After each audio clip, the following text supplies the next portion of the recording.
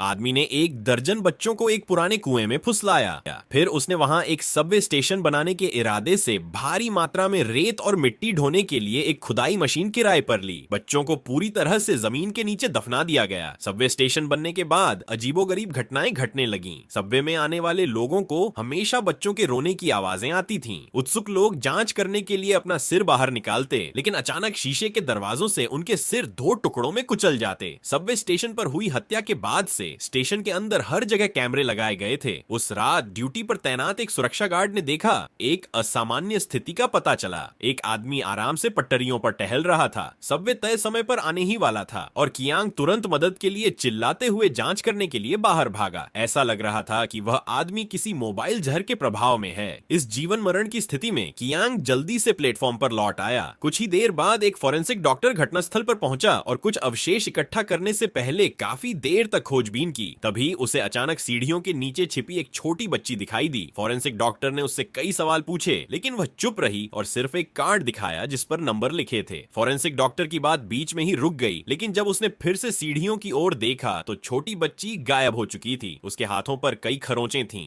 Metro station पर कई अजीबोगरीब घटनाओं के चलते रिपोर्टर कुइहुआ को जांच का काम सौंपा गया ताकि कुछ सनसनीखेज जानकारी मिल सके। स्टेशन में घुसते ही उसने देखा कि मेट्रो ड्राइवर एक बेंच पर बैठा अपनी उंगलियों से अपनी गर्दन खुजला रहा है। इससे पहले कि कुइहुआ पूछ पाती कि क्या हो रहा है, ड्राइवर पर भूत सवार हो गया और वह तेजी से भाग गया।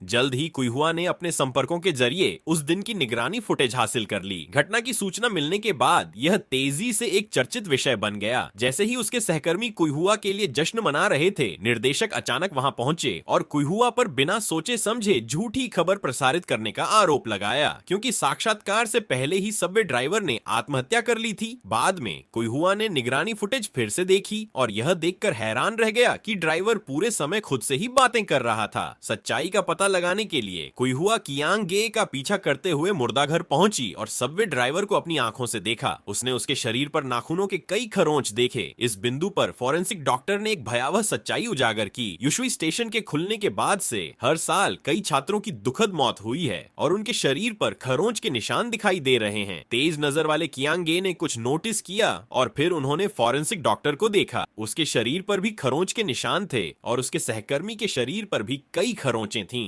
दूसरे पक्ष ने दावा किया कि उसे सिर्फ समुद्री भोजन से एलर्जी है, इस बात से अनजान कि एक भयानक आपदा उसका इंतजार कर रही है। दूसरी तरफ एक महिला स्तब्ध अवस्था में सबवे स्टेशन पहुंची। वह लड़खड़ाती हुई वह धीरे से नीचे झुका और उसने वह भयावह दृश्य देखा। तभी दो काले हाथों ने हाई झाई को मजबूती से जकड़ लिया और बत्तियां बार बार जलती बुझती रहीं। अंततः दुर्भाग्य से दोनों को उत्तर पश्चिम दिशा में भेज दिया गया। तभी से वह किसी श्राप के प्रभाव में प्रतीत होने लगा और उसके हाथों पर बेवजह खरोंचें आने लगी। सच्चाई जानने के लिए उन्होंने पास में रहने वाली हाई मेई को ढूंढा और उससे एक छिपी हुई सच्चाई जानी। युशुई मेट्रो स्टेशन मूल रूप से एक अनाथालय था। अनाथ बच्चों को मुफ्त में गोद लेने का दावा करने वाली संचालिका गुप्त रूप से अंग तस्करी में शामिल थी। जब उसे पता चला कि सरकार अनाथालय को